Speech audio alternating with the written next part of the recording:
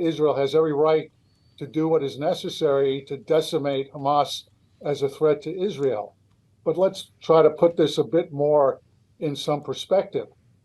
Bill Burns, the CIA director, is in Qatar right now to try to negotiate an extension of the ceasefire with Israeli counterpart, as well as with the Egyptians. Why? In order to facilitate more aid.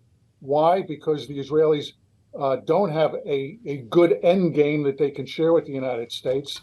And number three, Hamas, to all what we've been able to see so far, has only lost several thousand out of the 45,000 hardcore terrorists that are a part of the organization and its collateral terrorist organizations in Gaza.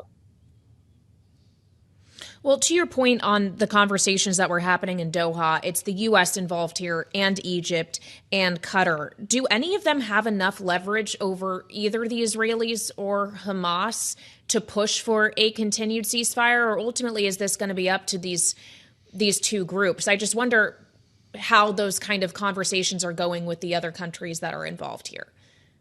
Well, let's just assume for the record that Hamas wants as many ceasefire extensions as possible and dribble out as few hostages as possible. On the contrary, Israel wants its hostages back and is prepared probably to see if Hamas will release more hostages in a way that gives the Israeli public what it wants, which is at least an end to the hostage side of this equation.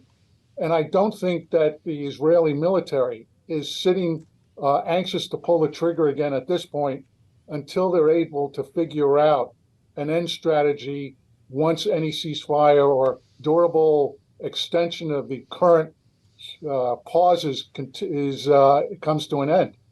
We're playing, in effect, almost an hourly game here.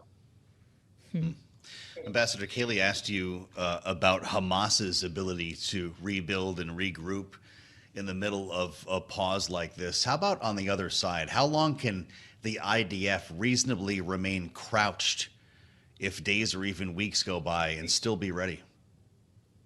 I'm not worried about the IDF being ready. The incentive for the IDF and the 120,000 reservists have been called up is they're itching to get back into this fight. I'm not worried about it.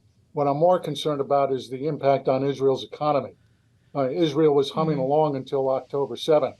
And when you pull that many people out of the economy, that begins to have a significant impact on Israel's budget and as well as, I guess, domestic morale.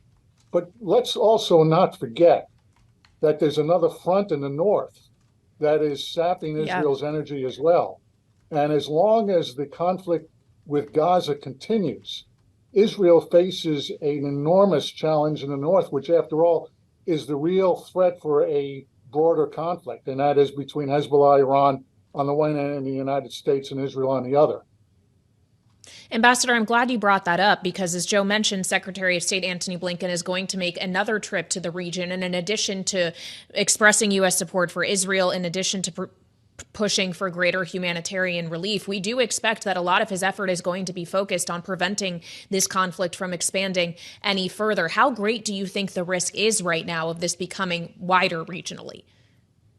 I think it's already pretty wide. The fact is that although Hezbollah and Israel have in effect respected what is taking place in Gaza, and so there's been somewhat of a truce between Hezbollah and Israel.